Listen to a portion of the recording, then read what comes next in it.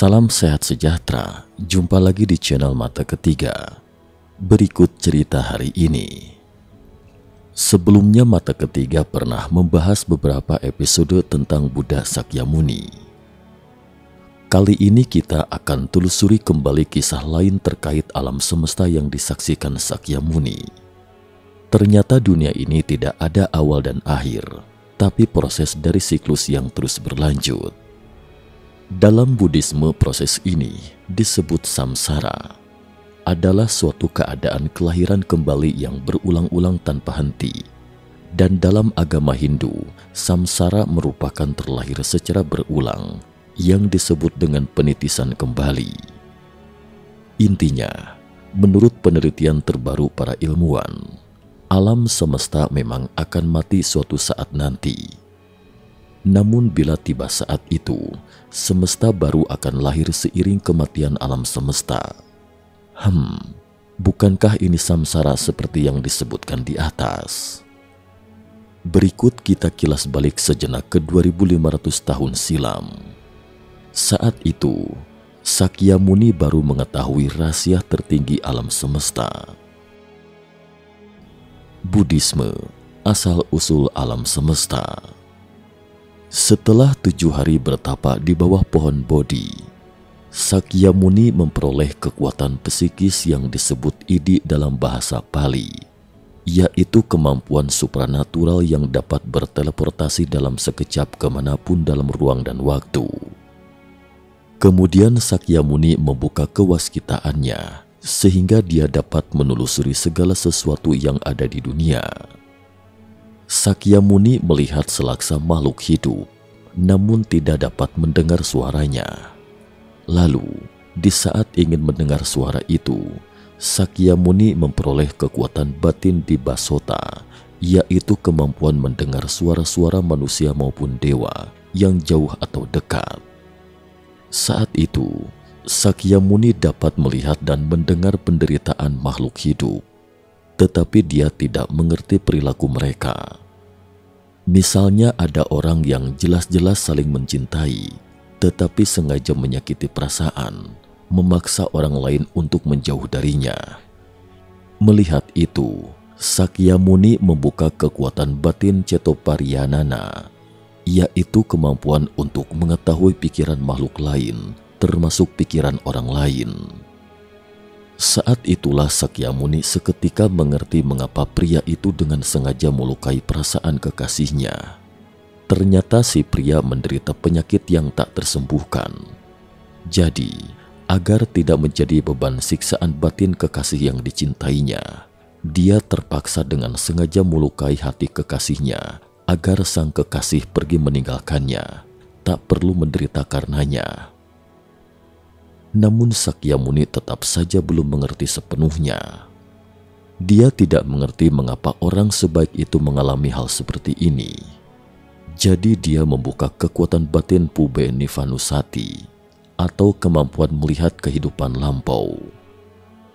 Pada saat itu, Sakyamuni tiba-tiba menyadari bahwa segala sesuatu yang terjadi di dunia ini ada sebabnya, seperti kata pepatah, ada sebab dan akibat.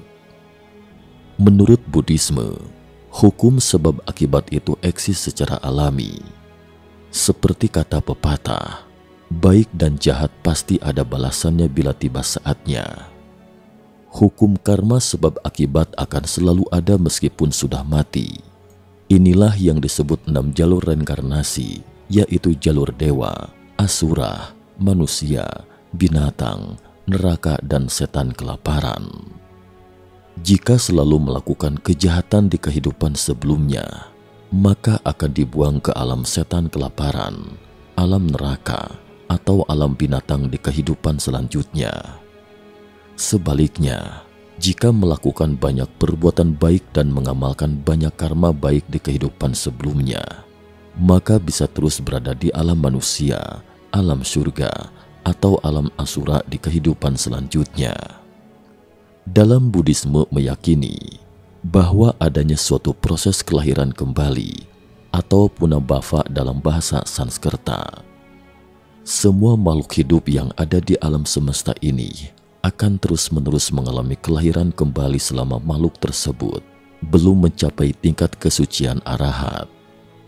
Namun, meski dewa di alam dewa sekalipun juga memiliki lahir, tua, sakit, dan mati. Oleh karena itu, kita mungkin kerap melihat banyak mitos yang menggambarkan pertarungan antar dewa dan melihat dewa juga bisa mati. Singkatnya, tidak peduli berapa banyak perbuatan baik yang dilakukan, kita tetap tidak bisa lepas dari lautan penderitaan. Saat itu, Sakyamuni melakukan perjalanan keliling dunia, mencoba merasakan berbagai penderitaan di dunia fana, dengan maksud mencari tahu cara untuk melepaskan diri dari derita lahir, tua, sakit, dan mati. Sebagai catatan, Sakyamuni atau Siddhartha Gautama mendapat gelar Buddha Gautama setelah mencapai pencerahan sempurna.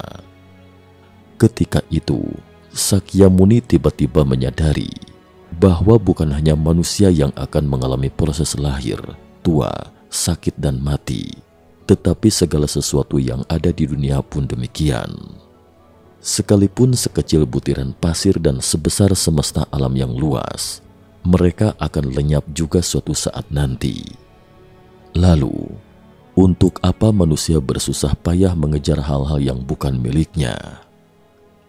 Buddha di sini merupakan guru umat Buddha sebagai penemu Dhamma, bukan pencipta Dhamma. Hal ini berlainan dengan konsep ketuhanan yang diyakini oleh agama-agama lain. Buddhisme tidak melibatkan keberadaan pencipta dunia pada pemahamannya mengenai iman, terbentuknya alam semesta, munculnya manusia, kiamat, hingga keselamatan atau kebebasan. Ketuhanan dalam Buddhisme tidak berdasarkan kepada suatu sosok pribadi yang maha kuasa sebagai pencipta dan pengatur alam semesta. Buddhisme menyatakan bahwa alam semesta diatur oleh hukum alam. Sang Buddha sendiri tidak pernah menyebut dirinya sebagai Tuhan yang maha kuasa. Alih-alih fokus pada suatu sosok Tuhan personal, ibadah umat Buddha lebih fokus pada keyakinan terhadap Tiratana, perenungan 4 kebenaran mulia, dan penerapan jalan mulia berunsur 8 untuk mencapai pencerahan diri, sehingga sampai pada akhir dari nafsu yang menyebabkan semua penderitaan kelahiran menjadi tua, sakit, dan mati. Proses kelahiran alam semesta. Menurut Agana Sutta, alam semesta lahir karena karma kolektif semua makhluk hidup. Artinya alam semesta muncul sebagai akibat matinya alam semesta sebelumnya. Dan ini merupakan siklus reinkarnasi yang berkesinambungan. Namun jika memang alam semesta adalah proses reinkarnasi, lalu bagaimana reinkarnasi ini bisa terjadi pada awalnya? Sebagai informasi, Agana Sutta di sini adalah khutbah yang disampaikan oleh Sang Buddha kepada 2 Brahmana, Bharadvaja dan Vaseta, yang meninggalkan keluarga dan varna mereka untuk menjadi biksu. Sebelum lahirnya alam semesta adalah kehampaan dalam ketiadaan. Sang Buddha menjelaskan bahwa alam semesta berawal dari air, gelap tanpa adanya cahaya, yang ada hanyalah air. Hal ini tidak bertentangan dengan ilmu pengetahuan yang menyebutkan bumi dahulu berbentuk dan ditutupi oleh air. Selama keberlangsungan alam semesta ini disebabkan oleh satu faktor pendukung lain, yaitu hukum sebab akibat. Hukum ini ada di alam semesta dan terus bekerja kepada semua makhluk tanpa kecuali. Kosmologi dalam Buddhisme terdiri dari 2 bentuk kosmologi, yaitu kosmologi temporal dan kosmologi spasial. Kosmologi temporal menurut kitab Visuddhimagga merupakan pembagian keberadaan dunia menjadi 4 periode perubahan alam semesta. Periode kehancuran Samvata. Dalam periode ini, alam semesta terus-menerus mengalami penyusutan.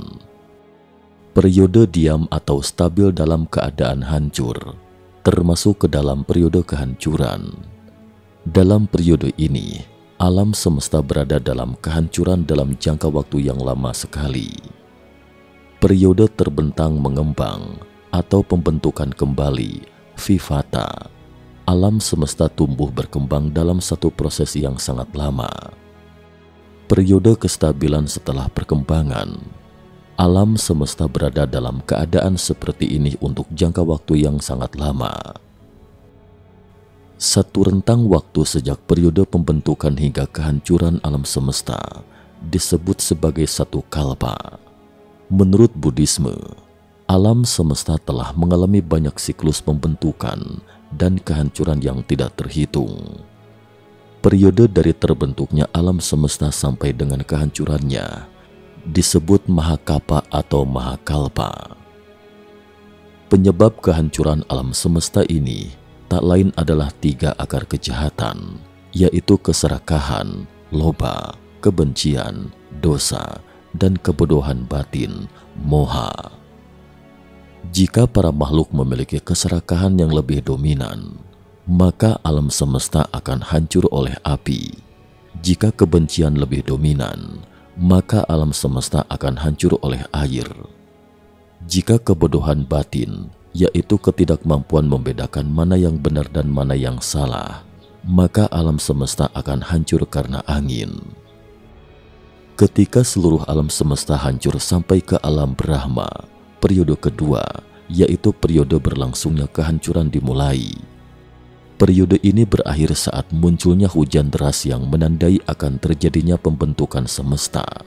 Selama periode ini, alam semesta dalam keadaan hampa karena semua materi telah musnah, hanya terdapat kegelapan yang mencekam. Setiap makhluk di semua alam kehidupan ini memiliki kondisi masing-masing berdasarkan hubungannya dengan kesenangan indera yang mereka alami. Dari yang jauh dari kesenangan indera, yaitu makhluk-makhluk di alam apaya, hingga makhluk-makhluk yang telah mengatasi kesenangan indera, terbebas dari kekotoran batin. Sesuai dengan sifat ketidakkekalan kemudian berkurang lagi sampai batas, anika. Begitu pula dunia kita. Bumi pun lama jangka waktu tersebut akan mengalami kehancuran pada suatu saat. Dalam kehidupan ini, yang masih diberikan kondisi yang cukup, tetapi menjaga satu sama lain dengan menebarkan kebahagiaan yang berarti untuk sesama makhluk, menjaga seluruh alam semesta. Kebahagiaan yang ditaburkan akan berdampak bagi kita sendiri, bagi anak cucu kita, untuk generasi yang akan datang. Salah satu cara kita untuk memperbaiki ini semua adalah memperlakukan alam dengan baik. Di dalam hukum kama menjelaskan bahwa hal baik akan berbuat baik dan hal buruk akan berbuat buruk juga. Jika kita memperlakukan alam semesta ini dengan baik, tentu akan berbalik seperti kita sekarang. Jika kita terus melakukan kerusakan yang kita lakukan, alam semesta pun akan berbuat yang sama terhadap kita. Karenanya kita harus membiasakan perbuatan-perbuatan baik dan menyayangi alam semesta ini seperti memperlakukan diri kita sendiri. Semua hal di alam semesta ini terhubung dan saling berkesinambungan, sehingga apa yang kita lakukan akan berdampak ke orang lain juga. Tebarkan cinta kasih kepada semua makhluk. Sekian dan terima kasih atas perhatiannya.